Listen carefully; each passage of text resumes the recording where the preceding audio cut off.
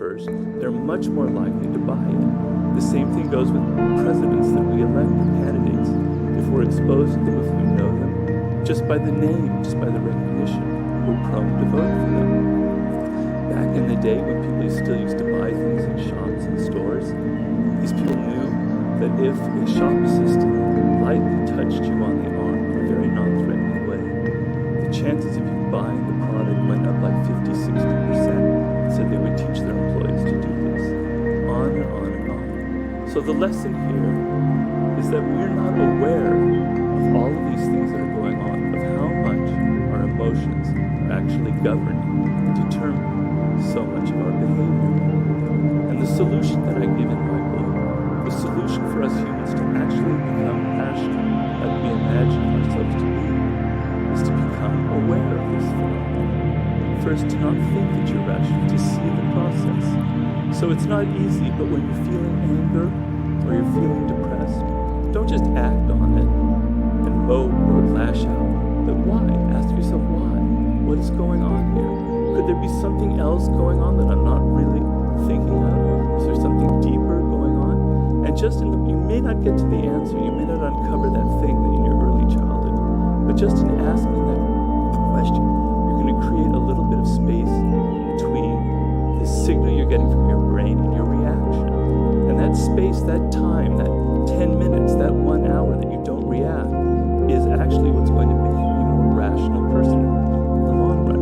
You'll be able to question, well, why am I really interested in buying this product? Is it because I'm being manipulated, or is it something that I really need? I talk a lot in my consulting with people who have to make important decisions. I can bet you that 95% of your decision, the strategy you're coming up with, is infected with emotions. I call it the rosy scenario. You're always imagining the best case that will emerge from this, but you're not seeing all the potential pitfalls. So you want to subtract all of these emotional elements before you make your decision.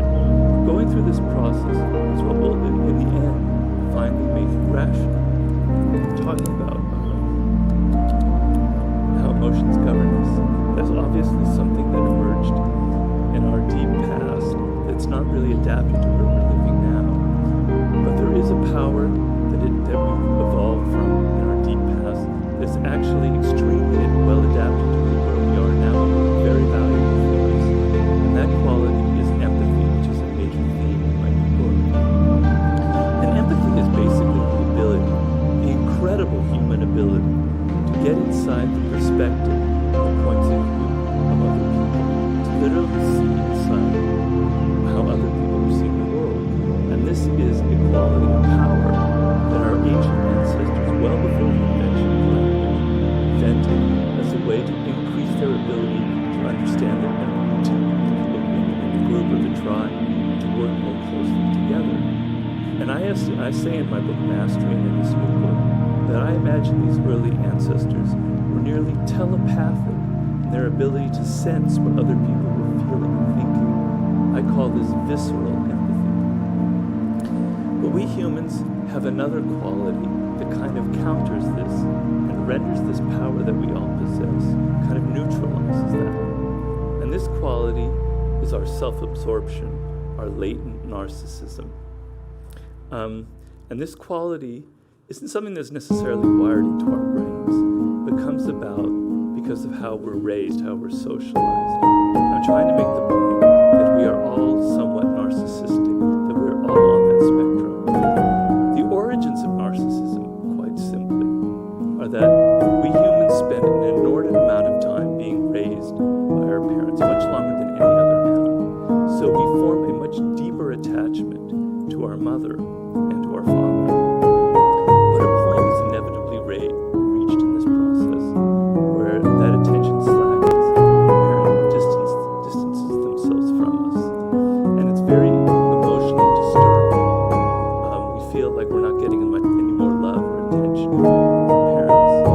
And the solution that most people create in this is to create a self-image that they can retreat to, that they can love and esteem. And so that in these moments when parents aren't giving us love and attention and recognition, we we can withdraw into ourselves and feel that we are worthy, that we are okay, that we can love ourselves. And this self-love operates as a kind of thermostat. So when we're feeling depressed or not recognized, it kind of raises our moods up so we don't fall too deeply down into this depression.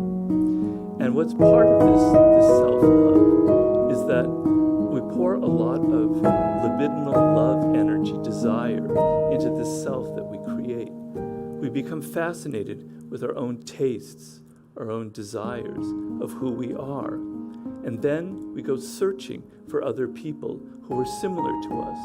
And people have noticed in studies that we tend to fall in love with people who either look like us or have very similar ideas or values to us, so that we're attracted and drawn to people who reflect who we are, which is another aspect of our narcissism. And we see that on social media, where people glom onto those who are creating kind of like a narcissistic tribe. Now, obviously, there are people who fall deeper into this, types that I call deep or toxic narcissists. And what happens with them is they never develop that inner thermostat.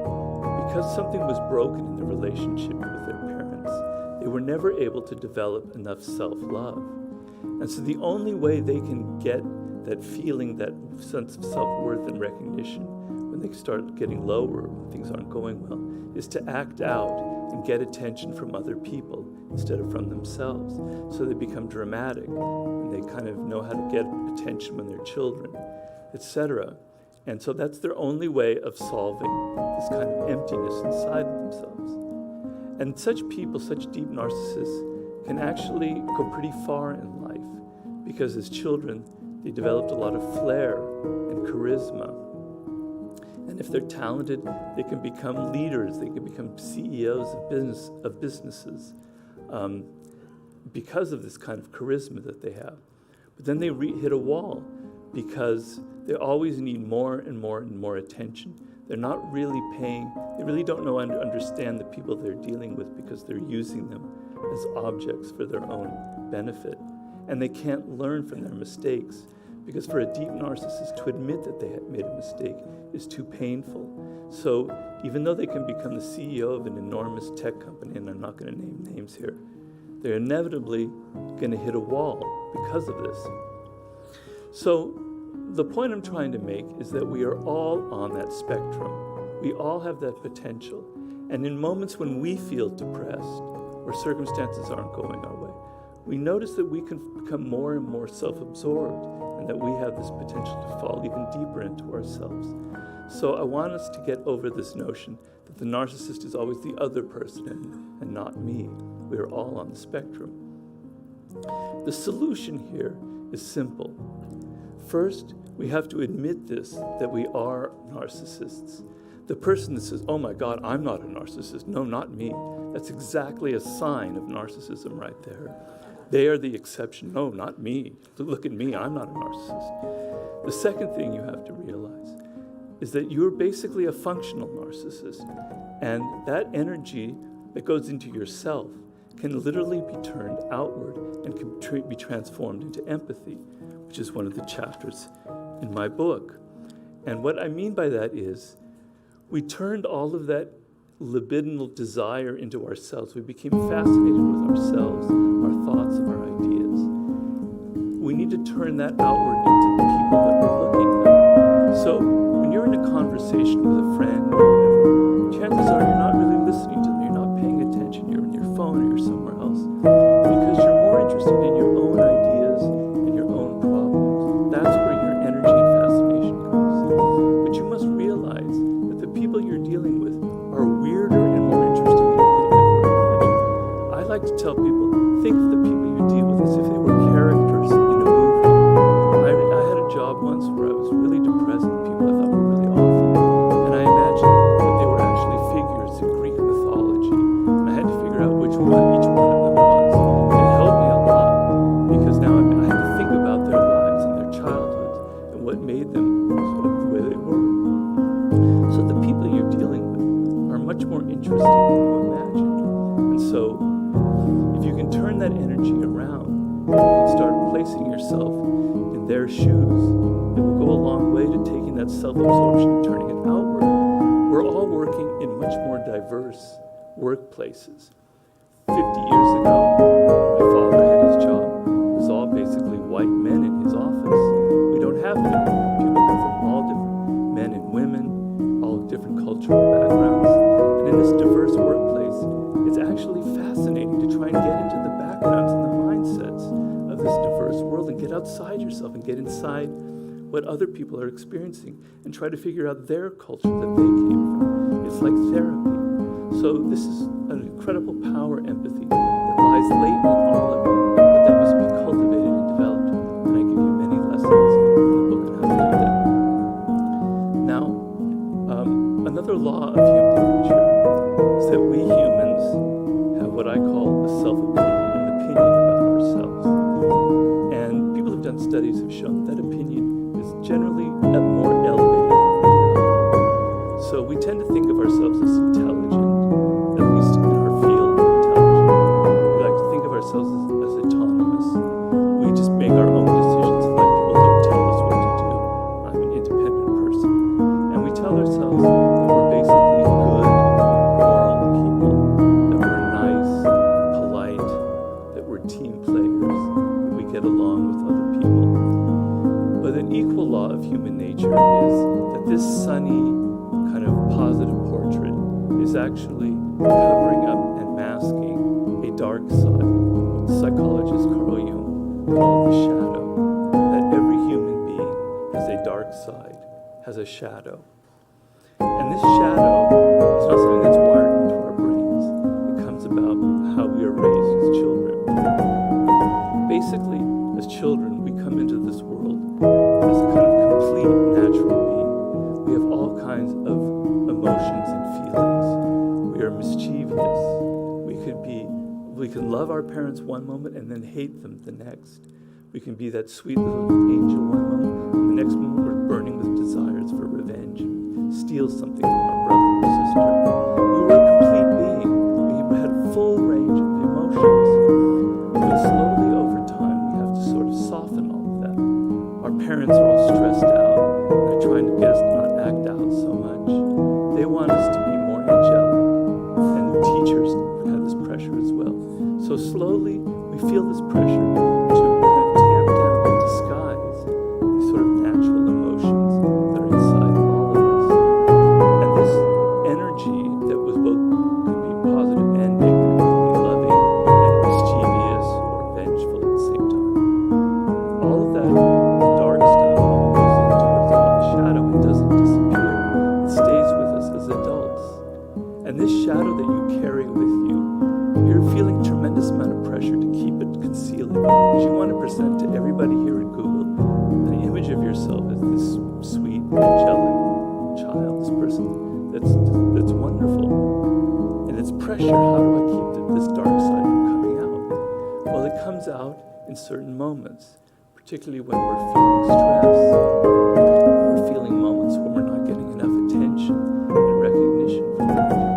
And it leaks out in some bitchy comment that we give or some abrasive comment that hurts people's feelings. Or it comes out in some act that surprises us or surprises the people around us. And we often see that with celebrities, people in the news who get caught out doing some kind of weird sexual escapade or something like that. I don't know who that person was. That isn't me. Something came over me, right?